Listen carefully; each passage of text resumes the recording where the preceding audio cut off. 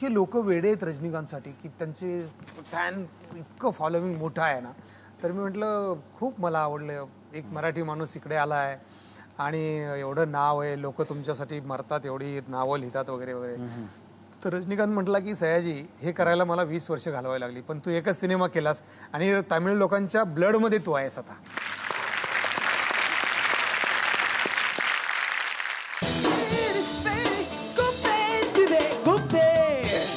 Fair and lovely खुपते तिथे गुप्तेमध्ये तुम्हा सर्वांचं आणि तुम्हा दोघांचं पुन्हा एकदा स्वागत. जी भाषा मकरंद अनासपुरे सारखी वापरतात त्या भाषेला मराठवाड्याची भाषा म्हटली जाते संपूर्ण महाराष्ट्र चित्रपट रसिकांमध्ये. तुम्हाला काय वाटतं, ही अशी भाषा रेग्युलरली वापरणं फार चांगलं नाही असं तुमचं मत आहे असं कळलंय आम्हाला? नाही, असं काय नाही.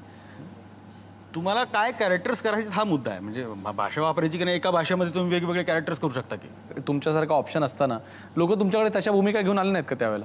नाही, माझ्याकडे बऱ्याचशा भूमिका आल्या होत्या पण मी नाकारल्या होत्या. जर मी एकाच पद्धतीचा रोल करत गेलो असतो तर नकळत माझ्या नकळत किंवा ऑडियन्सच्या नकळत सातत्यानं लोक तेच गेस्चर, तेच हावभाव, तीच वाणी सातत्याने त्यांच्या कानावर पडत असते. मग ते त्यातनं दुसरीकडे त्यांना काढत नाहीत त्या नटाला.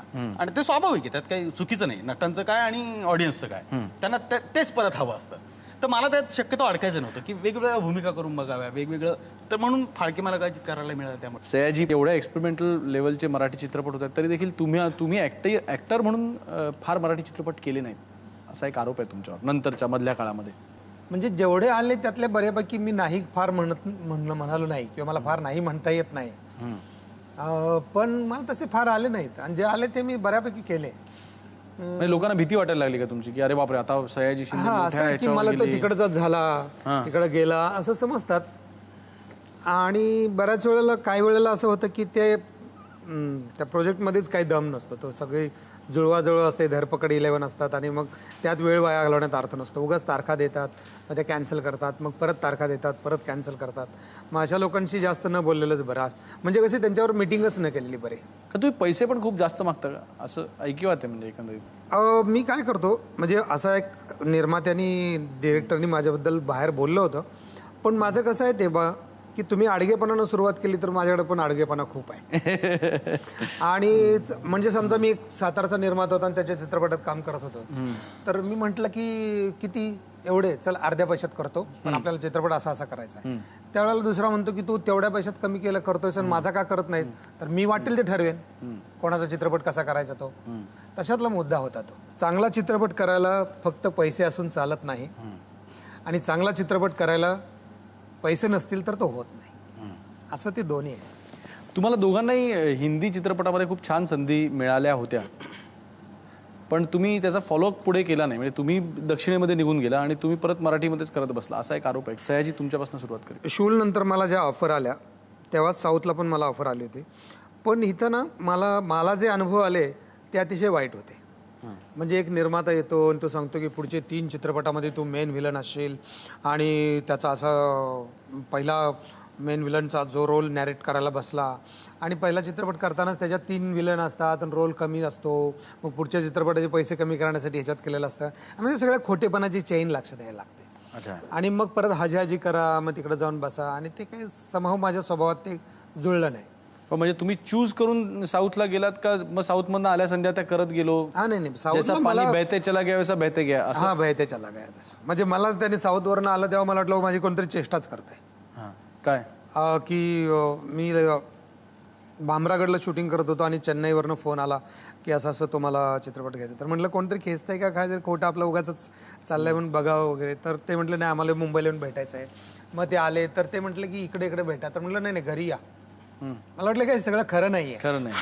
मग ते घरी आले आणि मला ते सुब्रमण्यम भारती नावाचे जे फ्रीडम फायटर आणि कवी आणि पत्रकार आणि समाजसेवक असे होते, त्यांची ती स्टोरी सांगितलं. मला वाटलं की हे फार सिरियस प्रकरण आहे आणि मग ते केलं. असं तुम्हाला हिंदीच्या नंतर परत तुम्ही हिंदी का नाही केलं? खरं तर काही गोष्टी जमून येत नाहीत. म्हणजे खरं तर 3-4 चांगले चित्रपट माझ्याकडे आले होते त्या काळामध्ये, शूलच्या नंतर.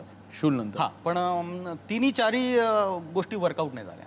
म्हणजे ते होत नाही कित्येकदा, त्याला काही इलाज नसतो. मग आताही मला फिल्मच्या खूप तिकडच्या येत आहेत ऑफर्स हिंदीमधल्या, पण परत तेच आहे की जरा काही गोष्ट बरी आणि उत्तम काहीतरी प्रोजेक्ट म्हणून असेल तर ते करण्यामध्ये मला जास्त इंटरेस्ट आहे. तेलंगणासारख्या विषयावरती ज्या वेळेला साऊथचे ॲक्टर्स एकत्र येतात किंवा त्यांना तिथे ते ठाम भूमिका घेतात आणि लोकांना अर्थात त्यांच्या म्हणण्याने खूप फरक देखील पडतो. कम्पेअर्ड टू दॅट राजकीय विषयांमध्ये खुपणाऱ्या गोष्टींबद्दल मराठी ॲक्टर्स अभिनेते काही स्टँड घेत नाहीत. इकडे राजकारणाचा प्रभाव जास्त आहे, तिकडे नटांचा प्रभाव जास्त आहे इंडस्ट्रीमध्ये, समाजामध्ये.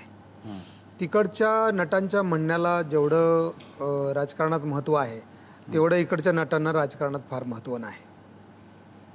हा एक महत्त्वाचा फरक आहे. तेलंगणा इश्यू जो झाला त्याच्यामुळं आंध्रा राज्याची खूप सेटबॅक बसलाय त्या राज्याला.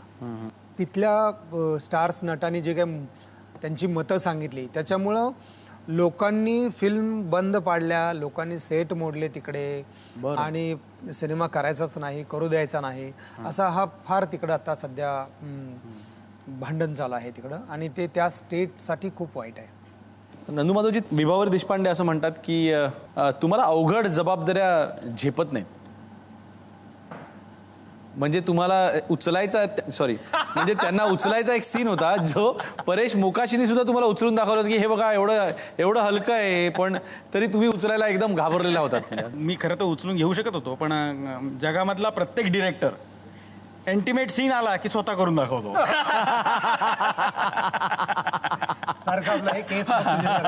किंवा कसं करायचं माहिती का, हा तुमचा लव्ह सीन, हा ही तर बसेल, मी धरून दाखवतो असं वगैरे. पण खरंच मला विभावरला उचलता येत नव्हतं आणि मला काही करता ती ग्रीप येत नव्हती आणि मला तिला उचलून त्यात कसं होतं ते की तिला उचलायचं, फिरायचं आणि त्यात गाणं म्हणायचं. नारी मज बहु असती परिप्रीती तुझवरती, म्हणजे त्या स्वरात गायचं आहे. बरं, मी प्रॅक्टिस आपल्या आत्ताच्या चालीनुसार करून ठेवली होती, बरोबर. त्यामुळे ती चाल ते करायला गेली की चाल माझी चुकायची की नारी माझा नाही चुकलं माझी चाल चुकली. तिला धरायचं, गिरकी मारायची, ती चाल म्हणायची, तितक्यात ती पोरं माझ्याकडे बघणार, असं ते सगळं टायमिंग करता करता नाके नवाली होती. असं एक 10-15 त्याचे रिटेक झाले आणि मग एक टेक तो झाला आणि तो प्रेक्षकांनी बघितलेला आहे. सुब्रमण्यम भारती, तो रोल केल्यानंतर लोक तुमच्या पाया पडायचे. चेन्नईला पहिला चित्रपट मी तो केला. तो रोल इतका लोकांना आवडला की त्याचा आत्मा माझ्यात आला आणि मी तो रोल केला असं त्यांचं म्हणणं आहे. त्यामुळे लोक तिथं अजूनही मला स्पर्श करायचा असतो, पाया पडायचं असतं, मिठी मारायची असते आणि त्यांना असं वाटतं की तो आज तिकडचं सगळ्या नटांना म्हणजे कमल हसन, रजनीकांत, जे नाझर बिजर सगळ्या नटांना तो रोल करायचा होता. प्रकाश राज जो आता आहे त्यानं पण परवाच मला भेटलं तेव्हा म्हटलं की मला डबिंग तरी करायला मिळायला पाहिजे होता. इतकं ते हे झालंय, इतका तो प्रेस्टिजियस प्रेस्टिजियस रोल होता. आणि रजनीकांतचा तर त्या बाबतीत इतका मस्त किस्सा आहे की रजनीकांत बरोबर मी एका बाबा नावाच्या सिनेमात काम करत होतो. तेव्हा मी पहिल्यांदा भेटायला गेलो तर मला बघितल्यानंतर ते उठून उभे राहिले तर रजनीकांतच्या बाजूला जे प्रोड्युसरला सगळे होते ते एकदम उठून कोण आले, कारण मी त्यांना माहिती नव्हतं. आणि कसं झालं मी तर मला कळेना रजनीकांत तमिळमध्ये बोलतोय का मराठीत बोलतोय. तर त्याचं ना असं वेगळं मराठी कसं म्हणजे तुमचा म्हणजे तो रोल खूप मराठीमध्ये बोलतात, मराठीत बोलतात हा. तर मी म्हटलं की त्या दिवशी सकाळी मी असं केस कापायला गेलो होतो तर एका माणसाचा केस कापला तो रजनीकांत असं लिहिलेलं आहे. तर ते इतके लोक वेडे आहेत रजनीकांतसाठी की त्यांचे फॅन इतकं फॉलोविंग मोठं आहे ना. तर मी म्हटलं खूप मला आवडलं, एक मराठी माणूस इकडे आला आहे आणि एवढं नाव आहे, लोक तुमच्यासाठी मरतात, एवढी नावं लिहितात वगैरे वगैरे. तर रजनीकांत म्हटला की सयाजी हे करायला मला 20 वर्ष घालवावी लागली, पण तू एकच सिनेमा केलास आणि तामिळ लोकांच्या ब्लडमध्ये तू आहेस आता.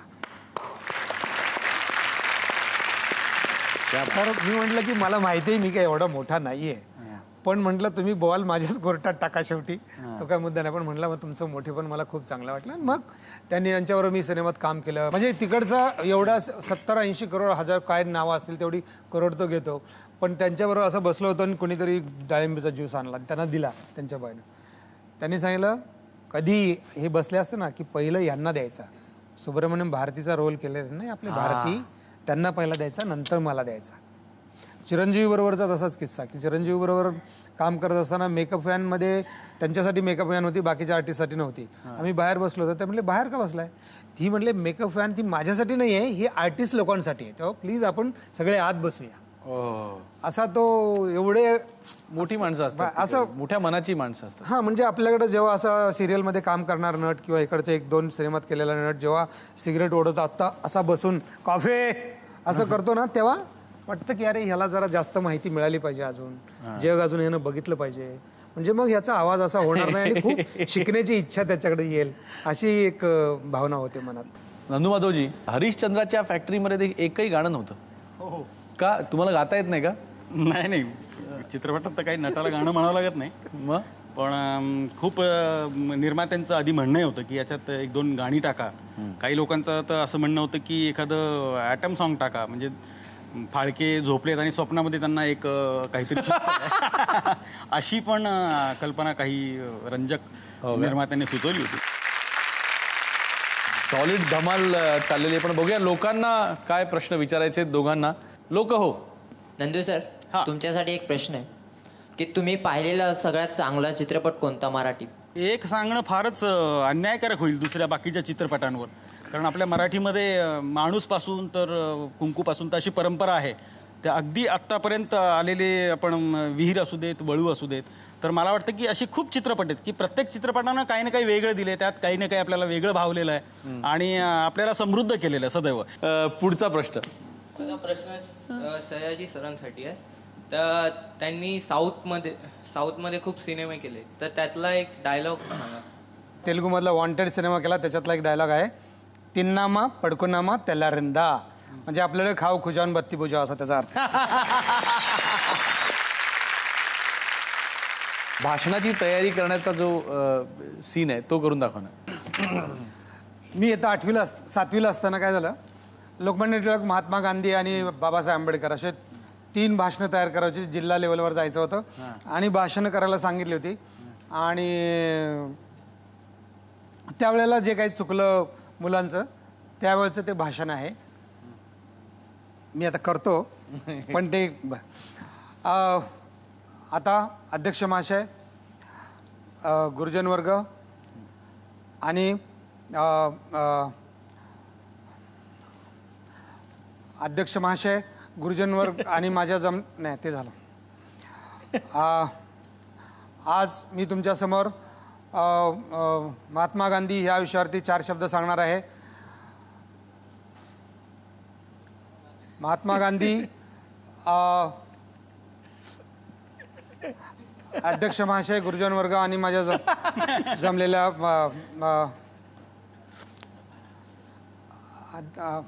महात्मा गांधींचे पूर्ण नाव बाळ गंगाधर नाही, महात्मा गांधींचे पूर्ण नाव करमचंद मोहनदास करमचंद गांधी. त्यांचा जन्म मोहनदास करमचंद गांधी, त्यांचा जन्म अध्यक्ष महाशय नाही ते झाला. त्यांचा जन्म 1948 साली ते वारले ना. हां, महात्मा गांधी 1948 साली वारले. त्यांचा जन्म 1869 साली 69 साली चिपळूणला बाळ गंगाधर टिळकांचा जन्म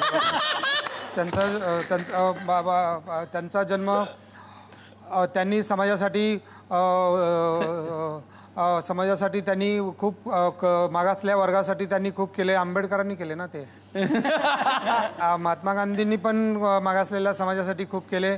महात्मा गांधींनी ते खूप शिकले आणि त्यांनी परदेशी जाऊन मार खाल्ला. महात्मा गांधींनी परदेशी मार खाल्ला आणि ते परत आले तिकडून आणि त्यांनी इकडं 1900 मग ते एकदम वारले. पुढचा विचारायचं आहे. तुमचा हरिश्चंद्राची फॅक्टरी मी पिक्चर बघितला, त्यामध्ये तुम्ही चांगलं काम केलेलं आहे, तर त्यानंतर तुम्ही दिसलात नाही. मग आता कधी येणार आहे तुम्ही? नाही, आता त्याच्यानंतर बरेच दिवस त्या प्रमोशनमध्ये आणि त्या चित्रपटाच्या मागे होतो. पण आता 3 चित्रपट जवळपास तयार होत आलेले आहेत. तर पहिला चित्रपट कदाचित जनगण मन नावाचा आहे. दुसरा चित्रपट आहे तो शाळा नावाचा, मिलिंद बोकीलांची जी कादंबरी आहे त्याच्यावर जो चित्रपट बनतोय, तर ती फिल्म कंप्लीट झाली आहे, त्याचंही पोस्ट प्रोडक्शन चालू आहे. आणि तिसरी फिल्म आहे मुक्ती, की जी शेतकऱ्यांच्या जीवनावर परत प्रकाश टाकणारी आहे. तर अशा 3 चित्रपट माझे पुढच्या म्हणजे ह्या वर्षामध्ये रिलीज होतील अशी अपेक्षा आहे. हा फोन माझ्याकडे हा जगातला फार वेगळा आणि उत्कृष्ट फोन आहे. या स्टुडिओमध्ये बाकीचे सगळे फोन जरी बंद असले तरी हा फोन तुम्ही ज्याला लावाल त्याला लागतो. दादासाहेब फाळकेनच लावतो. लागला. हा नमस्कार दादासाहेब, मी नंदू माधव. कानाखालतीच मारली माझ्या. माझी काय चूक आहे? ते परेश मोकाशीने माझं कास्टिंग केलं. हो, मग कशाबद्दल मारलं मला? हा, तुम्ही घरदार विकलं तर त्यांनी येड्याने विकलं घरदार, आणि पहिला चित्रपट केला तुम्ही, यांनी तुमच्यावरचा केला. हा नाही, आमच्या बाकीच्या चुका झाल्या असतील, जरा आम्हाला माफ करा, पण तुमचं कार्यच आम्हाला समाजापर्यंत दाखवायचं होतं म्हणून आम्ही तो उपद्व्याप हा सगळा केलेला आहे. हो, नाही नाही नाही, तुमचं म्हणणं जे होतं ते आम्ही चित्रपटात मांडण्याचा प्रयत्न केला. हो, त्यात एक विज्ञाननिष्ठ, एक कार्यक्षम माणूस, एक संघभावना, राष्ट्रभावना, हां, हे सगळं आम्ही त्याच्यात ठेवून विज्ञान कसं पेरता येईल, कुठेही रडत न पडता, कुठेही खाच खळग्यामध्ये तुम्ही अडकून न पडता ज्या जोमानं कार्य केलं ते लोकांपर्यंत मांडण्याचा प्रयत्न केलेला आहे. आम्ही सगळं तुमचा रिसर्च केला. त्या रिसर्चमध्ये सगळ्या चांगल्या गोष्टी, वाईट गोष्टी, अडचणीच्या गोष्टी सगळ्या सापडल्या. पण तुम्ही सदैव वापरलेला जो टाय होता ना, तो टाय अर्धा ऑलवेज दिसलेला आहे. ते काय आम्हाला कळलं नाही. त्याचं गणित आम्हाला सांगू शकलं, कारण आम्ही असं कल्पना केली की कदाचित तुमच्या विक्षिप्त स्वभावानं, तुमच्या त्या तडफदार स्वभावाने तुम्ही कुठेतरी कापली आणि कोणाला तरी दिली आणि चाल मुकुटासाठी ती वापरत आहे, असा आम्ही त्याचा एक तर्क लावला आणि ते ॲडजस्टमेंट केली. पण ती तुमची अर्धी कापलेली टाय आम्हाला कुठेही नंतर मिळाली नाही. नाही करणार खुलासा, ठीक आहे. फक्त जन्मपुरात घेतला आणि या पृथ्वी तलावर आलात तर हे बिघडलेलं परत जे तंत्र आहे सगळं चित्रपटांचं, ते सुधारण्यासाठी तुम्हाला परत थोडं काम करावं लागेल. माफी मागतो. धन्यवाद.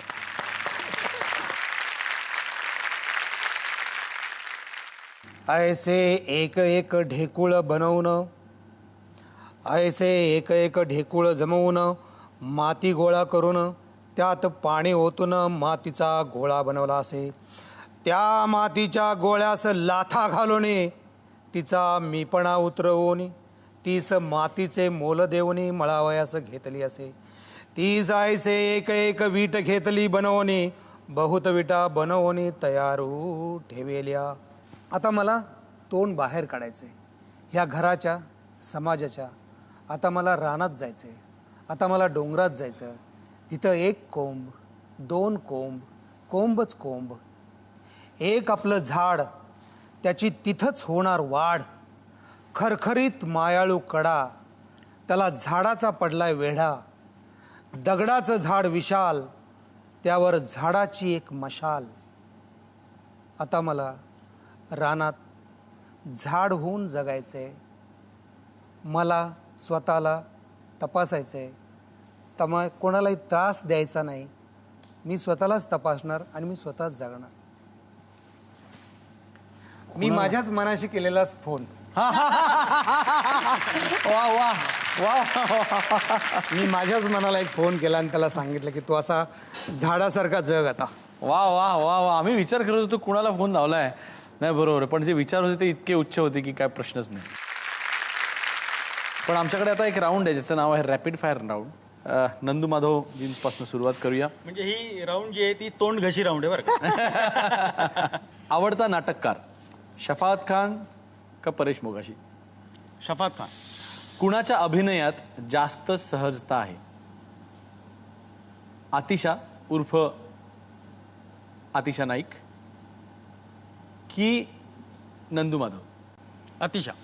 आवडता नट संदीप कुलकर्णी की रॉबर्ट डिनेरो? Robert De Niro. आवडता चित्रपट विहीर की हरिश्चंद्राची फॅक्टरी? हरिश्चंद्राची फॅक्टरी. नंदू माधव म्हणजे मनासारखं काम करणारा नट की मनमानी करणारा नट? नाही, मनासारखं काम करू इच्छिणारा नट. सयाजी, रोमॅन्टिक सीन करायला कुठली सिच्युएशन चांगली? कॅन्डल लाईट डिनर का उसाचा मळा? एकदा उसाचा मळा, एकदा कॅन्डल लाईट. असं आहे. काय आवडतं, सातारा की मुंबई? सातारा. का हैदराबाद? कामाला हैदराबाद, फिरायला सातारा, राहायला मुंबई. खलनायक साकारताना काय करायला जास्त आवडतं, खून की बलात्कार? बलात्कार करून खून. आवडता कवी, किशोर कदम उर्फ सौमित्र का प्रकाश होळकर? सौमित्र. काय डोळा का मारताय? प्रकाशला डोळा मारला. प्रकाश सौमित्र.